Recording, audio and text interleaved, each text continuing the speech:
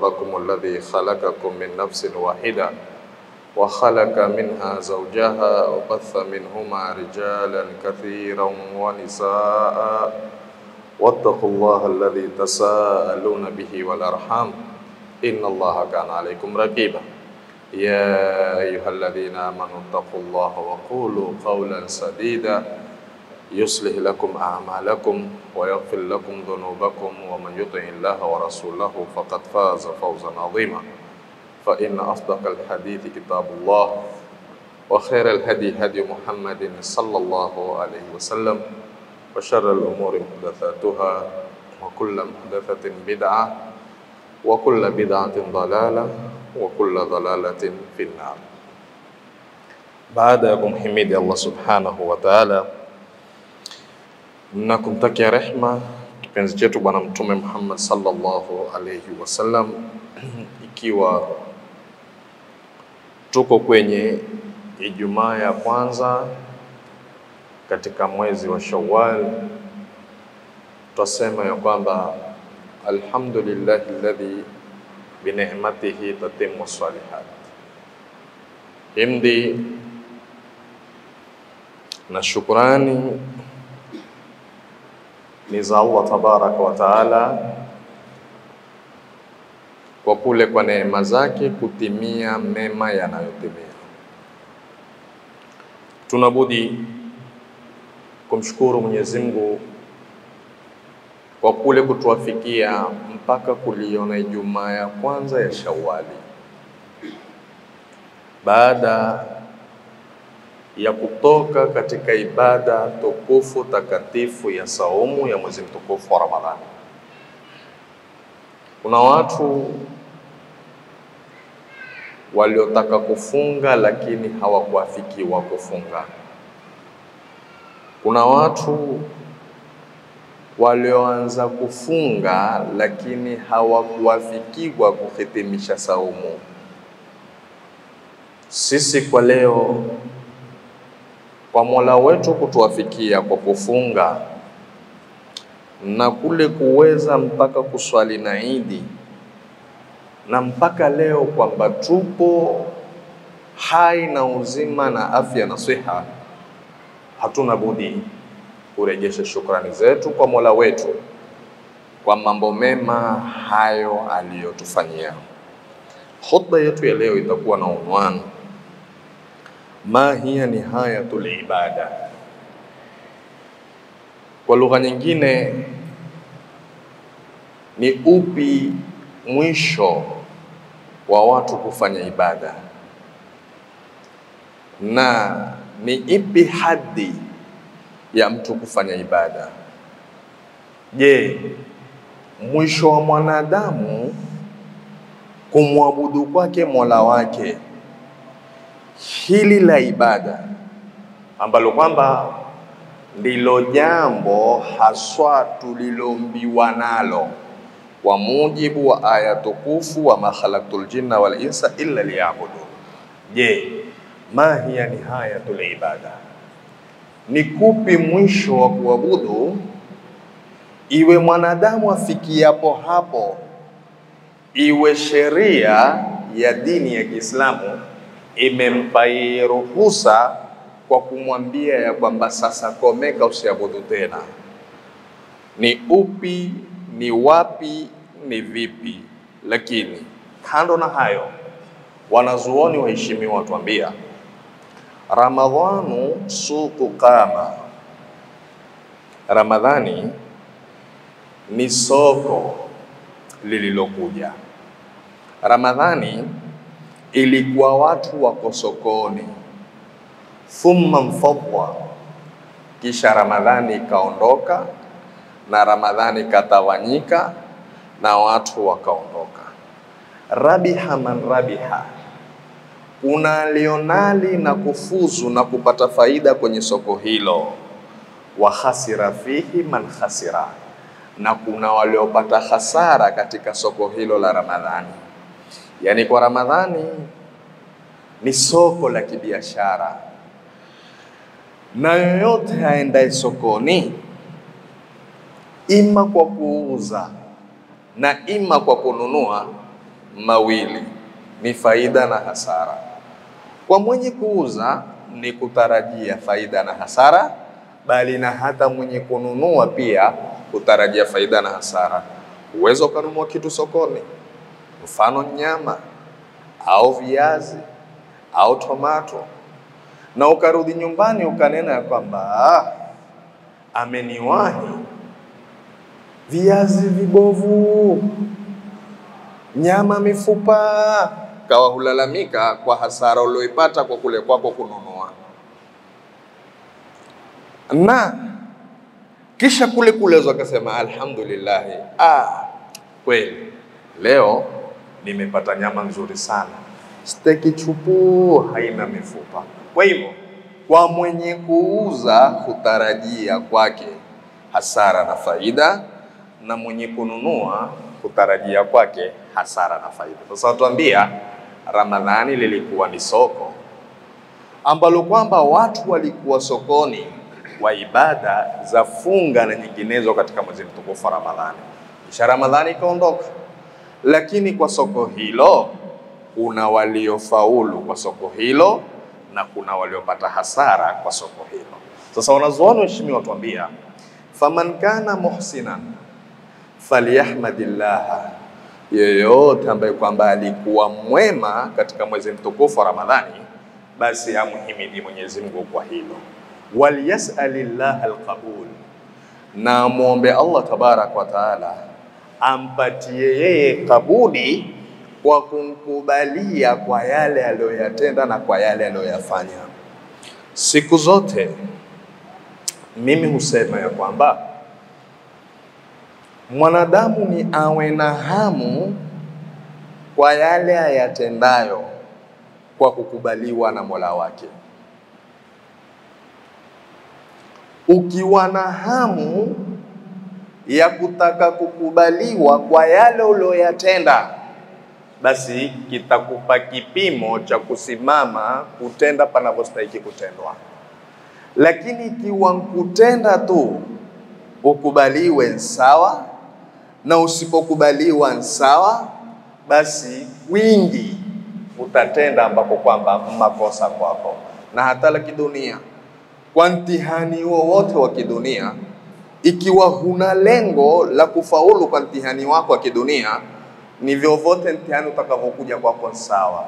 Manake ukipasi sawa na ukifeli sawa. Lakini kwa akhera sana, kwa yote tuyatendayo tuwe na hamu na hisia ya kutaka kukubaliwa kuliko hata kuwa na hamu ya sisi kutaka kutenda.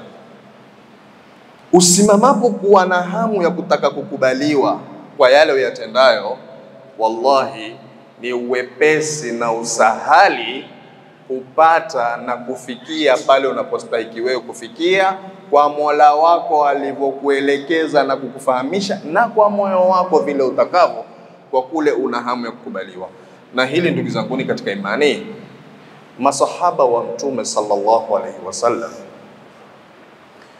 walikuwa na hamu ya kukubaliwa amali zao.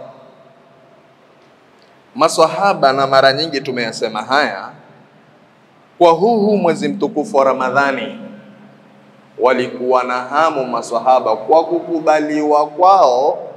Mtu baada ya Ramadhani ilikuwa miezi 6 akiwa na hamu kwenye moyo wake, je, niliyoyafanya kwenye mwezi mtukufu wa Ramadhani Mola wangu amenitakabalia? Bali sitoshe, angalieni aya inayosema walladhina yu'tuna ma ataw wa qulubuhum wajlatun annahum ila rabbihim raji'un. Hii aya Mwenyezi Mungu asema walladhina yu'tuna ma ataw, na wale ambao kwamba hutoa vinavyostahili kutolewa, na wale wanaotenda yanayostahili kutendwa. Wa qulubuhum wajlatun, na nyoyo zao zina kicho na hofu, annahum ila rabbihim raji'un, ya kwamba wao kwa Mola wao watarejea na kwa Mola wao watarejeshwa. Mtu amesimama katika ulimwengu kwa kila analolitaka Mola wake, yeye kuliendea mbio katika kulifanya. lakini hakomeki tu kwa kufanya, kisha na hofu na babaiko kwenye moyo, Mola wangu amenitakabalia kwa haya niliyoyafanya au hakutakabali kwa haya niliyoyafanya. Ikawa mtu ana hamu na hilo. Aisha radhiallahu anha alimuuliza Mtume sallallahu alaihi wasallam, ya Rasulullah, ahuwa alladhi yazni wa yasriqu wa yashrabu al-khamra? Hii aya Mwenyezi Mungu wakusudia wale ambao kwamba ni wazinifu, ni wenye kuiba, ni wenye kunywa pombe. Mtume sallallahu alaihi wasallam alimwambia, la ya binta Siddiq, wa fi riwaya la ya binta Abi Bakri. Alimwambia asivyo. Lakini makusudio hii aya, rajulun yusalli wa yatasaddaqu wa yasumu wa huwa yakhafu an la yutaqabbala minhu. Huyu ni mtu amesimama kwa wema katika ulimwengu, kuswali, hutoa sadaka, hufunga, lakini kisha ana hofu na kicho katika moyo wake, kwa haya mema ninayoyafanya na niliyoyafanya Mola wangu amenitakabalia. Kwa sababu ni heri uende kwa Mola wako kwa machache mambo yaliyotakabaliwa kuliko kwenda kwa Mola wako kwa mingi mambo yaliyokataliwa. Machache kidogo, lakini alhamdulillah mazuri na Mola ameyatakabali, kuliko mingi mambo na ukienda kwa Mola wako aseme si hataki. Kwa hivyo asema ya kwamba ambaye kwamba alikuwa ni mwema katika mwezi mtukufu wa Ramadhani, amshukuru Allah tabarak wa taala kwa hilo, na muombe Allah tabarak wa taala amkubalie na amtakabalie kwa mema aliyoyafanya.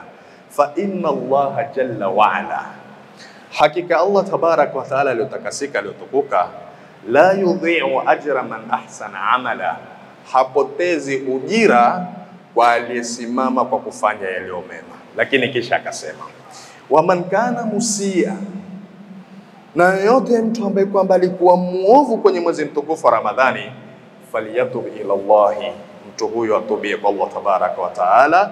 Fal'udhru qabla al-mauti maqbula, udhuru na taadhari na kurudi kwa Mola kwa toba na istighfari, hilo la kubaliwa kabla mtu hajafikiwa na umauti. Wallahu tawwabin, na Mwenyezi Mungu tabaraka wa taala hupenda wale wenye kutubia. Wako watu wa kusikitisha kwenye mwezi mtukufu wa Ramadhani hawana jema walilolifanya. Kuna watu kwenye mwezi mtukufu wa Ramadhani walikuwa kwenye maovu, utafikiri ni kwenye siku nyinginezo na nyakati nyinginezo, lakini twasema ya kwamba kwa sote Mwenyezi Mungu atuongoze kwenye barabara ya sawa, na Mwenyezi Mungu atupe ufahamu na hima, kama tuombavyo siku zote, tuwe na hamu na dini yetu, tuwe na hamu na akhera, tusiwe na hamu na dunia. Lakini kuna watu waliofanya ya makosa kwenye mwezi mtukufu wa Ramadhani, kwa sasa hivi pia waambiwa ya kwamba rudini kwa Allah tabaraka wa taala, tutakeni toba na istighfar kwa Mola wetu. Na ndugu zanguni, si kila toba ni toba. Ile aya inayosema ya ayyuhalladhina amanu tubu ila Allahi taubatan nasuha, enyi mlioamini, tubuni kwa Allah tabarak wa taala kwa tauba ya kweli. Nenda kaangalie katika tafsiri za Qur'ani, muangalie Sa'id ibn Jubair asema nini kuhusu hii aya na amekusudia nini kwenye taubatun nasuha. Asema ya kwamba hiya taubatul maqbula, ni tauba iliyokubaliwa. Wala asema ni toba iliyokubaliwa. Kisha akasema haikubaliwi toba, ama toba haiwi yenye kubaliwa isipokuwa ambao kwamba ndani yake pana masharti matatu. Sasa hapa lisikie vizuri sana hili, na haya tuyasikie mazuri, ili tukitubia kwa Mola wetu iwe tumetubia kiuhakika kwa toba inayoitwa toba ya kweli. Asema kwamba tauba ya kukubaliwa ni toba ya kweli, na tauba yenye kubaliwa na toba ya kweli lazima iwe na masharti matatu. Kwanza kabisa asema ni mtu awe na kicho ya kutokubaliwa mali yake. Ni mtu awe na babaiko kwenye moyo wake, khaufan an la yutaqabbal wa rajaa an tutaqabbal wa idman at-ta'at. Wale wanazuoni Said bin Jubair kwa maneno haya anasema yule ambaye kwamba tatubia kwa Mola wake haki ya kutubia, kwenye toba yake ni yapatikane mambo matatu. Kwanza kabisa ni awe na kicho na babaiko kwa Mola wake. Hii toba ninayoifanya mimi, Mola wangu tanitakabalia. Kisha awe na matarajio kwa Allah tabarak wa taala ya kwamba Mola wake atamtakabalia. Kisha awe ni mwenye kudumu kwenye toa ya kumtii Mola wake. Tukisimama kwa hilo na kwa hayo, itakuwa tumetubia kwa Allah tabarak wa taala haki ya kutubia. Na naweza nikasema kwa kinywa kipana, la sisi kutubia kwa Mola wetu ni amrun lazimun jazimun, ni jambo la lazima kwa sisi kutubia kwa Mola wetu, kwa sababu tusipotubia kwa Mola wetu tutabakia kwenye hasara na Mola wetu hana hasara. Wanazuoni waheshimiwa tuambie kwamba inna ibadatallahi azza wa jalla wal istiqamata ala ta'atihi, hakika ibada ya Allah tabarak wa taala kwenye mwanadamu kusimama kumfanyia Mola wake ibada, na kwa kuwa na msimamo kwenye toa ya kumtii Mola wake, binisbati lilmuslimi, kwa mafungamano yanayofungamana na Muislamu, la tantahi, hayakomeki hayo illa bilmauti wal khitami salih, isipokuwa kwa kufa na mwisho ulio mwema. Ndio hapo sasa tupata kilele, ma hiya nihayatul ibada, ni upi mwisho na ni ipi hadi ya watu kumwabudu Mola wao. Lakini tumepata hapa ya kwamba la mtu kumwabudu Mola wake litakatika hilo kwa mtu kufikiwa na umauti na kumalizika kwake kwa mwisho ulio mwema.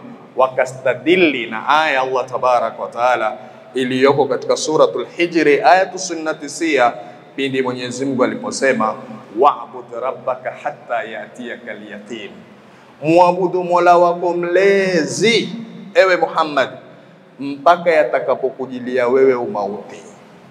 Nihayatul ibada, mwisho wa mwanadamu kumwabudu Mola wake, hakuna mwisho mwingineo isipokuwa kufa kwa mwanadamu. Roho ya kutoka, hufa wamalizika, basi ndio mwisho wa wewe kutenda.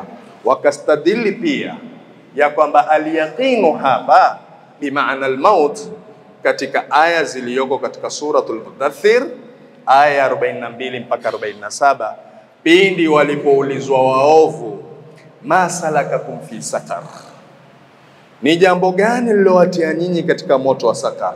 Qalu, wakasema lam nakum minal musallin, sisi likuwa hatuswali, wala nakum nut'imul miskin, wala likuwa hatuwalishi maskini, wa kunna nakhudhu ma'al khaidhin, na sisi ilikuwa letu kubwa wale waovu wasimamapo kwa uovu wao kwa kuipinga haki, sisi tukisimama pamoja na wao. Wa kunna nukadhibu biyaumiddin, na ilikuwa sisi tukikadhibisha siku ya mwisho, hata atana al-yaqin, mpaka tukafikiwa na umauti, tukafa, tukawa tuna msimamo huo tukaondoka duniani.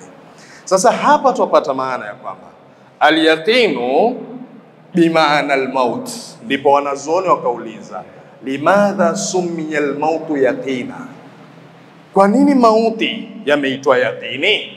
Liannahu al-hadathu alladhi la budda minhu, kwa sababu hili la kifo limeitwa jambo la yakini la uhakika, kwa sababu ni jambo ambalo kwamba hapana budi. Binadamu wote watakufa, binadamu wote wataondoka. Kullu man alaiha fan, kullu nafsin dha'iqatul maut. Zote hizi zatuonesha ya kwamba sote tutakufa na sote tutaondoka. Lakini angalieni Umar ibn Abdul Aziz atokwa na maneno mazito kwa kunena, ma raaitu yaqina ashbaha bishak min yaqini nasi bil mauti, sijawahipo mimi kuona jambo la uhakika la yakini lililofananishwa na jambo la shaka kama uyakini wa watu kwa mauti. Thumma la yasta'duna lahu, kisha wao thumma la yasta'iduna lahu, kisha wao wasijiandae na masala ya kifo. Asema naona ajabu sana jambo la yakini lisilokuwa na shaka, jambo la umauti. Na ndugu zanguni katika imani, hili ni jambo ambalo kwamba masaa 24 sisi tuliona, lakini angalia, utafikirikana kwamba kwa tuyafanyayo tunashaka na umauti ya kwamba kuna watu hawatokufa ama sisi hatutokufa. Wama ja'alna li basharin min qablika al-khulda afa in mitta fahumul khalidun. Ambiwa Mtume Muhammad sallallahu alaihi wasallam, hatukumfanya yoyote kabla yako wewe kuketi milele hapa duniani. Ikiwa wewe utakufa, wao wataketi milele, ina maana ya kwamba sote tutakufa na sote tutaondoka. Lakini Umar ibn Abdul Aziz yasema, sijawahipo kuiona yakini inaofananishwa na shaka kama uyakini wa mauti kwa mwanadamu kujua atakufa lakini asijiandae na umauti. Ndio hali ya leo namna ilivyo. Sote tufahamu ya kwamba tutakufa, lakini angalia kwa uyakini huu ni kana kwamba tunashaka nao ya kwamba kuna watu watabakia na kuna watu wataondoka. Lakini ushahidi kwanza kwa Mtume Muhammad sallallahu alaihi wasallam, na ikiwa kwake pia hatutosheka kwa ushahidi huo, ni wangapi tuliokuwa nao leo hatuko nao? Licha watu wa kando, tizama tu kwenye familia yako, ni wangapi uliokuwa nao na sasa hivi hauko nao? Ni wingi. Ni kipimo tosha ya kwamba kuna wakati na siku sisi tutaondoka. Leo mimi nilikuwa siwe khatibu hapa, amekufa mmoja anayenuhusu katika familia, lakini sikupata mtu kwa kumweka, nikabakia hapa ili ni khutubu. Lakini alifunga Ramadhani akiwa na siha na afya. 10 la mwisho la Ramadhani, kesho kutwa ni Idi, alianguka. Akianguka kitukuliwa hospitali haraka ICU. Kiangaliwa kwamba mambo mabongo huko kidogo, damu zimetia tafash. Mambo ya operation, jana magharibi napata simu, inna lillahi wa inna ilaihi rajiun, atazikwa leo baada ya juma. Mwenyezi Mungu amkufurie dhambi zake, Mwenyezi Mungu amtanganye na wema, na sisi tulioko nyuma Mwenyezi Mungu atupe mwisho mwema. Na kila aliyokwenda mbele za haki katika familia zetu na masahibu zetu na marafiki zetu na waislamu wenzetu, Mwenyezi Mungu ajalie makaburi yao yawe mabustani ya peponi. Lakini ndugu zangu ni katika imani, la umauti ni jambo lilosahauliwa, la yakini hili la uhakika, lakini limefanywa kama jambo la shaka. Kwa ajili hiyo ndugu zangu ni katika imani, tumetafsiri maana ya yakini kwa kule kusema Allah tabaraka wa taala, wa'budu rabbaka hatta yatiyaka al-yaqin, muabudu Mola wako mleze we Muhammad mpaka utakapojiliwa na umauti. Ina maana mwisho wa mwanadamu kuabudu kwake ni kujiliwa na umauti, ndiyo asimame kukoma kwake, kwa sababu idha mata ibnu adam inqata amaluhu. Hii inqata amaluhu, kuisha sasa mwanadamu hana tena cha hisabu kwa kuhesabiwa kwa kutenda kwake, kwa sababu hana tena nguvu na wakati wa kutenda. Lakini angalia kwa kusikitisha, leo sisi ibada zetu zimekuanza musimu. Tuamwabudu Mola wetu kwa zama fulani na nyakati fulani. Kwenye mwezi mtukufu wa Ramadhani ni wingi watu waliokuwa wakifanya kheri katika mwezi mtukufu wa Ramadhani. Kuna watu Mungu awabariki wamehitimisha sahafu. Kuna watu Mungu awabariki hawakukosa visimamo vya usiku. Kuna watu Mungu awabariki wamesaidia maskini. Kuna watu Mungu awabariki wameleta adhkari kwa wingi. Lakini sasa hivi baada ya Ramadhani tukutoweka kwa siku ya Idi kuandama, yale yote yameachwa. Sasa ni kana kwamba Mola wao shakwenda zao.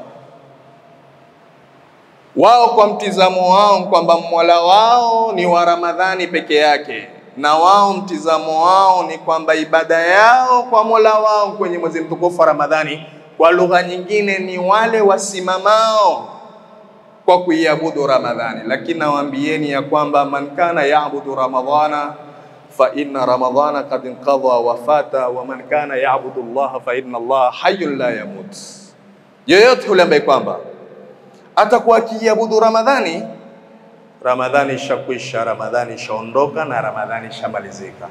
Lakini ambaye kwamba humwabudu Mola wa Ramadhani, basi afahamu Allah yuko hai, Allah hafi. Mola wa Ramadhani ndiye Mola wa Shawali, na Mola wa Shawali ndiye Mola wa Ramadhani, na Mola wa nyakati zote na miaka yote na miezi yote ndiye Mola yule yule wa Ramadhani. Tusisimame Waislamu kwa kutaka kumwabudu Mola wetu Ramadhani mpaka Ramadhani. Tusimameni kumwabudu Mola wetu mpaka mwisho wa uhai wetu. Ndivyo tunavyofundishwa na Mola wetu kwenye aya hii. Muabudu Mola wako mlezi hata utakapofikiwa na mauti, ama mpaka utakapofikiwa na mauti ndio mwisho. Qurtubi yasema wal murad, na makusudio istimrarul ibada, ni kule kuendelea kwa ibada, muddatu hayatihi, kwa muda wa mtu kuwa na uhai wake, kwa kiasi kile ambacho kwamba uko kwenye uhai wako, basi usikomeke kwenye kutenda kwako, endelea kutenda. Ramadhani si wingi, maskini walisaidika, vyakula kwa kila upande na kwa kila namna. Alhamdulillah, tushukuru kwa hilo. Na mpaka mayatima walikuwa na wao pia wakikumbukwa kwa vyakula, na mpaka siku zaidi walisimama watu kuwanunulia mayatima nguo na mavazi. Lakini tusisahau ya kwamba kula kwa masikini kama kula kwa tajiri. Si Ramadhani peke yake, hata baada ya Ramadhani. Na yatima naye kuvaa kwake si Idi mpaka Idi, na hata baada ya Idi pia naye huvaa na astahiki kuvalishwa. Na kusudia ya kwamba kwa mema tulioyatenda kwenye mwezi mtukufu wa Ramadhani tuendelee nayo. Hawa mayatima, na sana nalenga hapo, mashallah, kwenye magrupu utaona ya kwamba watu fulani leo wana mchango wa mayatima, watu fulani kesho wana mchango wa mayatima, watu wengine wana mchango wa mayatima. Ni sawa hilo, na wajane ndani, na maskini ndani, na mafukara ndani. Lakini naswaha yangu kwa mwito wa Waislamu, lisikomeke hilo. Kwa nini tuweze kwenye mwezi mtukufu wa Ramadhani? Kwa nini tusiweze kwenye miezi mingine? Tusimameni kuendelea na ibada zetu. Chenye kutukata sisi na sisi kutenda ibada zetu si jambo lingine isipokuwa ni jambo la umauti, kama qala al-abdu salih.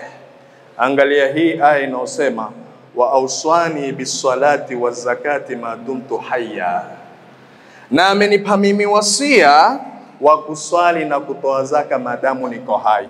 Maadamu uko hai mwanadamu, basi ni wajibu wako kutenda. Angalia ni mfano mzuri swala. Swala ikiwa huwezi kuswali kwa kusimama, waambiwa uswali kwa nini? Kwa kukaa. Ikiwa huwezi kwa kukaa, waambiwa kwa nini? Kwa ubavu, kwa kulala. Mwishowe waambiwa ikiwa hata huwezi huko kwa kulala, kwa ishara tu ya maashirio ya kwamba waswali, mpaka hilo pia waambiwa fanya hilo ili upate kuswali. Angalia kwa yote hayo ulionayo, lakini waoneshwa ya kwamba mwisho wa kutenda kwa mwanadamu kukomeka kwake ni akomeke kwa kutenda, kwa kufa kwake na kuondoka kwake duniani. Tukimaliza khutba yetu ya kwanza, ni Hasan al-Basri wasema inna Allah, hakika Allah tabaraka wa taala, lam yaj'al li'amali al-mu'mini ajala duna al-maut. Hakika Allah tabaraka wa taala hakujalia mwisho wa amali ya mwanadamu isipokuwa ni umauti na kule kufa kwake. tujiangalieni sisi. Kwa kutenda kwetu hatujafa, sisi hatutendi. Sitaki kwenda sana huko, lakini angalia sasa hivi kwenye hii mitandao kuna wanaofanya yasiyostahili kufanywa. Utasikia watu kwa comment waandika wasema kwisha sasa, Ramadhani ishakwisha, majini yashafunguliwa, mashetani yashafunguliwa. Uchafu umeanza vile vile na utaendelea vile vile. Ingawa kwa hii mitandao hakuna Ramadhani ambapo kwamba niliona watu kutotoka kwenye mitandao kwa kufanya sio kwa ya sawa kama Ramadhani hii. Ramadhani ya 2025, tangu Mungu anipe ufahamu na fikira na kutambua ulimwengu, sijawahi kuona Ramadhani iliyokuwa na uchache wa ibada kama Ramadhani hii. Ramadhani hii misikiti likimbiwa kwenye 10 la kwanza la mwezi mtukufu wa Ramadhani. Afadhali Ramadhani nyingine mpaka igawanyike, au liingie 10 la mwisho likiingia hamu ya watu kufikiria Idi, kufikiria donasi na mabuti ya kuwakataa, kidogo hapo huwa ile Ramadhani imesahauliwa kwa mambo ya Idi, watu kutafuta viatu na mengineo. Lakini angalia kama ulichunguza, wallahi ilikuwa ni msiba mkubwa sana. Kwa misikiti watu hakuna. Ramadhani kiingia mahali pa kutawadha huwa hakuna nafasi, kila mmoja upigania ili asikose jamaa. Lakini Ramadhani hii ilikuwa hakuna vikumbu vile, ile watu kusukumana mpishe na mimi nitawadha, ilikuwa hakuna. Ukienda mifereji kwa vile vile ni hatari. Na namna tunavyokwenda tunaenda kwa sampuli ambao kwamba sio. Tutakufa ndugu zanguni, tutaondoka ndugu zanguni. Dunia isituhuri, dunia isituhadae. Kama ninavyo siku zote, leo tupo kesho hatupo. Dunia isiyokuwa na maana. Dunia pia nimewaambia mara nyingi, dunia ambao kwamba umekuja duniani bila ya chochote na ukakusanya vyote na ukaondoka bila chochote na utaulizwa kuhusu vyote. Subhanallah. Umekuja duniani huna kitu. Imekuhuri dunia kwa kushughulisha dunia, kwa kwenda mbio kuitafuta dunia, ukakusanya uliyokusanya katika dunia. Ukaondoka duniani kwa sanda tu, huna lolote. Kisha kwenda kwa Mola wako utahesabiwa kuhusu yote uliyokusanya. Hii ni ibra ambayo kwamba twafaa tuizingatie, ya kwamba hapa duniani si mahali pa mashiko wala si mahali pa maana mwanadamu akatukulia kwamba maana. Duniani mimi nasema kwamba hakuna raha. Raha iko akhera. Na dunia na akhera ukitaka kusawazisha kwa raha, wallahi hakuna hata uchembe ambao kwamba itafikia raha ya dunia kuifikia akhera. Angalia mfano tu kwa raha za peponi, na Mwenyezi Mungu atupe pepo sote. Apple. Ukila apple peponi, ile baiti ya kwanza unaomenya apple lako, waambiwa baiti ya pili haiwi sawa na baiti ya kwanza kwa ladha. Baiti ya pili ni tamu zaidi kuliko ile ya kwanza. Na baiti ya tatu ni tamu zaidi kuliko ya pili na ya kwanza. Na mpaka kuendelea hivyo, yani liwe na hamu tu ya kula. Wewe ukaniuliza si utashiba? Hakuna kushiba.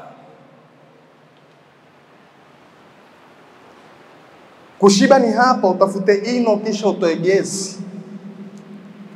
Lakini kule chenye kukatisha wewe usile lile apple, tuambiwa ya kwamba ni kuoneshwa mazuri mengineo ukawa na hamu nayo zaidi kuliko lile apple. Hasa fikiria, kwa baiti ya pili ntamu kuliko ya kwanza, na kwa baiti ya tatu ntamu kuliko ya pili na ya kwanza.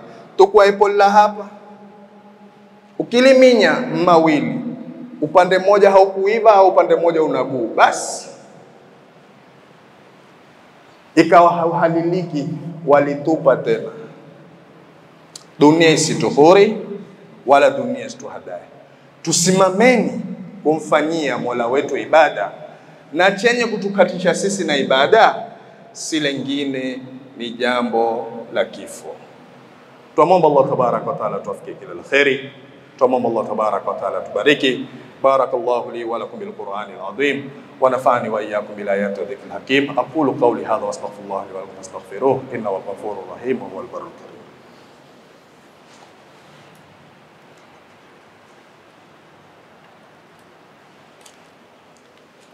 Alhamdulillah wassalatu wassalamu ala rasulillah wa ba'd. Baada kumhimidi Allah subhanahu wa ta'ala na kumtakia rehema kipenzi chetu bwana Mtume Muhammad sallallahu alaihi wasallam, alikwenda mmoja kwa Mtume sallallahu alaihi wasallam.